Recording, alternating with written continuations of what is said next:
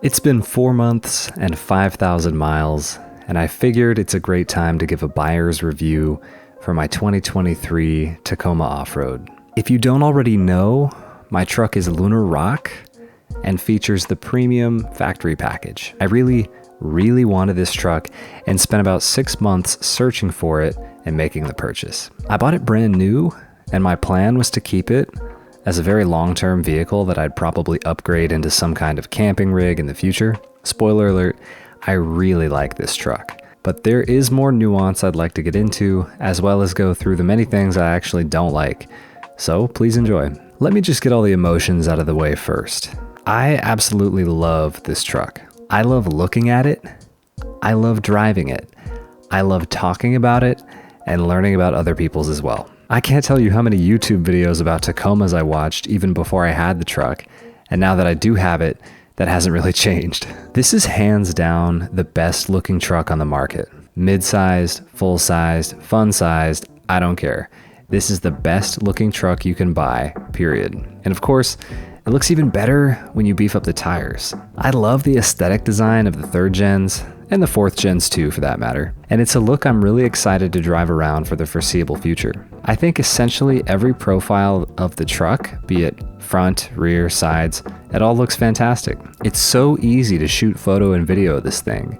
And I always spend way too much time parsing through footage for thumbnails or social posts because every single photo looks so good. I get so many compliments from random people in public. Obviously, your ego isn't the reason to buy one, but there's a nice affirmation in other people appreciating what a beast of a machine it is. Real recognize real, you know? And it's just fun to drive. I don't care what anybody says about the transmission, the gas mileage, the speed, the power bands, whatever. The truck is fun to drive. I get so much enjoyment behind the wheel, both on and off-road. I came from a non-truck before this, and I would not trade back after what I've experienced. This might be a subjective topic, and for me, it's probably partly rooted in just loving the truck, so I'm happy anytime I'm driving. But tangibly, yeah, I like the way it handles and moves. I like the way I feel in the driver's seat, with the layout of all the controls and options. It's the perfect balance of utility, tech, and features without feeling overwhelmed. I feel prepared for anything.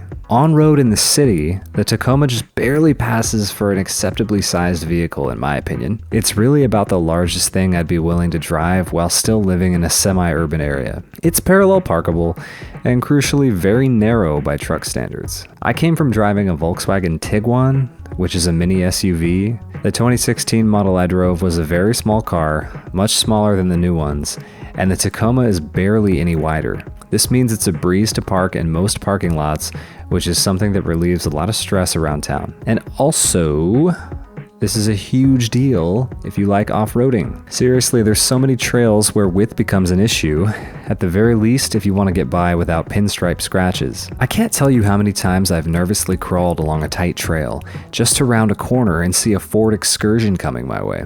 I really can't fathom how people take these massive vehicles certain places, and I feel so efficient in the Tacoma. And hey, no hate for the Excursion.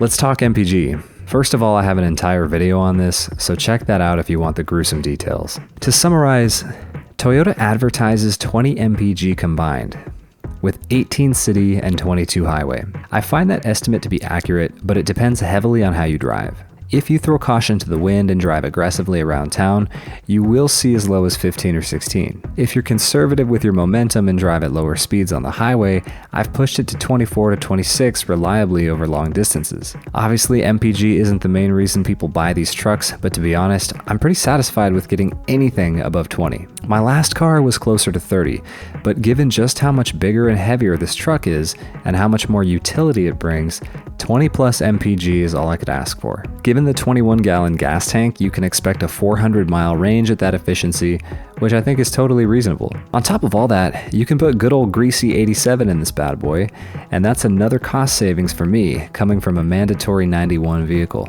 How about the off-road features? I've got a 4x4 off-road trim. The transfer case and the rear diff locker are working great. I've got a good amount of trail miles so far and spent plenty of time experimenting with both 4 high and 4 low. It took me a while to get used to it, but now I've got it dialed in. You can switch to 4 high from a complete stop while in drive, but shifting to 4 low requires the transmission in neutral, which makes sense. 4 low also activates your proximity cameras and pitch and roll indicators, which is a nice touch. I have experimented with engaging the rear locker, although I haven't actually encountered a situation where it was necessary to traverse the terrain. Toyota recommends you engage the rear locker at least once a month if you're not otherwise using it. And at first I had issues, but I realized the locker will almost never engage from a dead stop. Instead, you have to roll slightly forwards or backwards while turning the wheel, and it should engage quickly. And this makes a lot of sense when you think about what a differential is. For a stock suspension, the truck feels great. I might be biased based on my off-road preferences. I tend to favor more scenic type roads where I can just pay a little bit less attention to the road and enjoy the views. So maybe it's that the trails are more tame, maybe it's that I'm driving a little slower, but I really do enjoy the way the Tacoma feels off-road. In particular, anytime I'm rock crawling, I feel so cushioned as I slowly tread over every little obstacle. I should also mention that the steering inputs feel really good on this truck. There's really satisfying haptic feedback from the steering wheel where I really feel like I'm connected to the road, and it's a very secure feeling. Probably the least comfortable I've ever been in this truck is trying to haul ass over gravel with those tiny little mogul type ripples, if you know what I'm talking about. It's one of those roads where you can go like 30 to 40 miles an hour, but gives you an intense vibration. Yeah, that doesn't feel good, but I guess does any truck? Since I brought it up, I want to comment on the cameras. All of them on this truck. Front, rear, sides. They're not that good. The cameras are probably just good enough to be considered usable or functional, but no better. Now, most days I'm just using the backup camera for parking, and that gets the job done. The front camera and top-down view are also nice if you have to parallel park in a really tight space. But honestly, I just don't see any use case for the side cameras in the mirrors. The point, I suppose, is to see your front tires when you're driving off-road, and allegedly that should help you with your steering inputs as you choose a line through the trail. Well, not only are the cameras so bad that anything but the perfect light level makes it impossible to see, but also the perspective makes no sense. Seriously, every time I turn on these cameras, I look at my wheels and I can't make heads or tails of the depth. It's like the lenses are distorted, and it makes it impossible to figure out how far away from anything you are or how big the obstacles are. Like, let me give a daily example. If you turn them on in a parking lot, you might see the white lines and think you've got a ½ inch of space before you're over the line. Then, you open the door and see you've actually got 6 inches. And like I said, if it's too dark or too bright, you can't really make anything out. It's frustrating because I'm trying to use the cameras to get a feel for the truck, and it's just not working. So I really don't use those side cameras under any circumstances. Now let me talk about some random things I don't like. First thing, I either can't control or just don't know how to control the music behavior on the vehicle startup.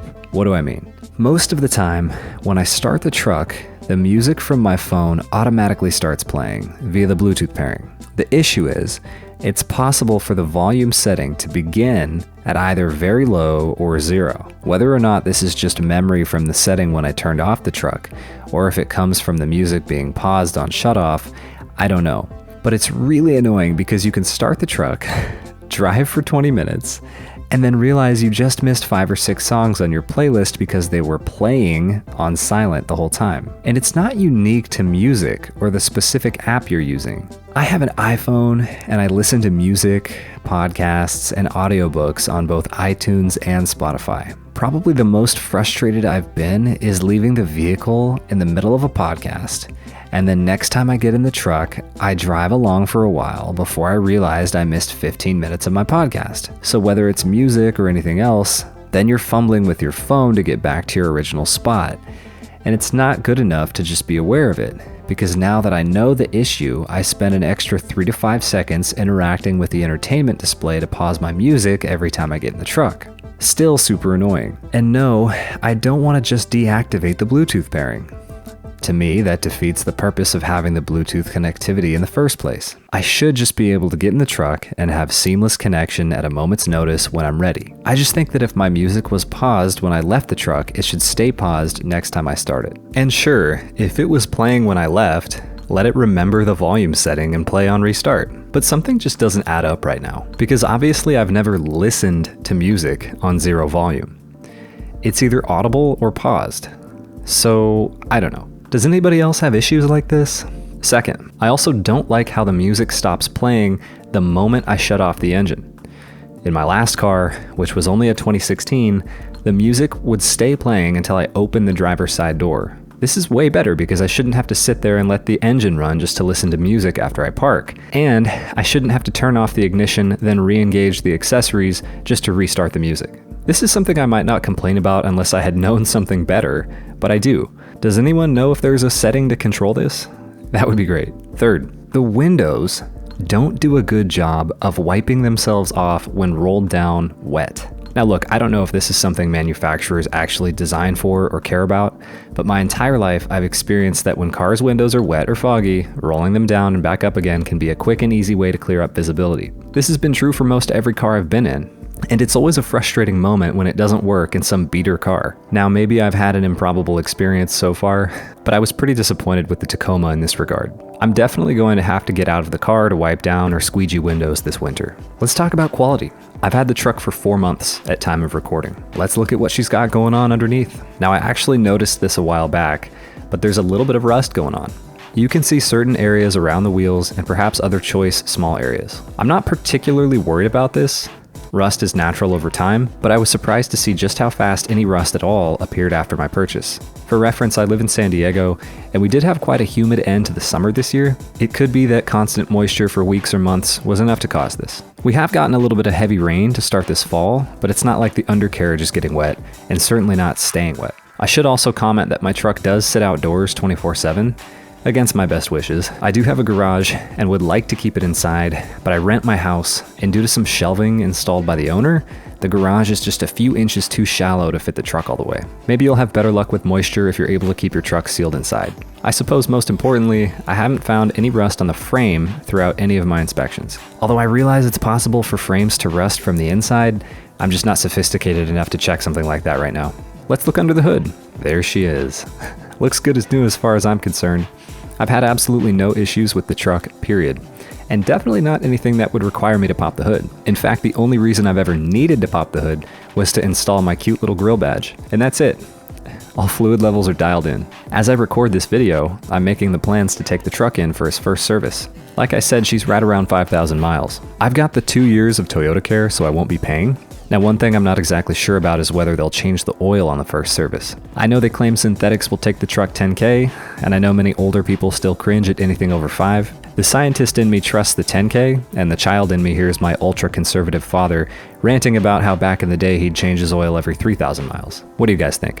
How long do you let your taco go between oil changes? Okay, how about bed size? Man, before I bought this thing, I was on the fence about the bed. To be clear, I wasn't willing to increase the wheelbase. So I was choosing between a short bed double cab and a long bed access cab. First and foremost, I think the short bed just looks better from an aesthetic perspective.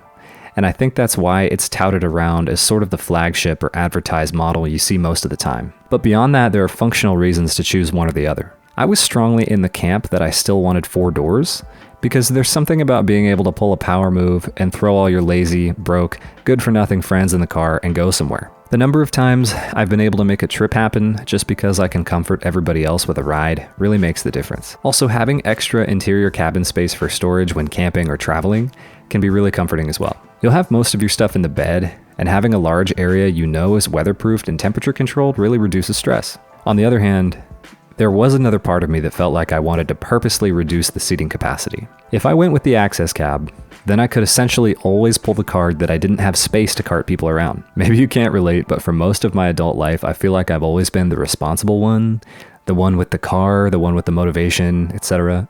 And like I said before, I often drive just so I can make things happen. Or for whatever reason, other people always seem to have some excuse as to why they can't drive. I swear people are making up their automotive issues at this point. Anyway, having a 2-seater pickup truck felt like it might offer sweet release from that dilemma. And of course, the longer bed is all around more flexible for, truck stuff.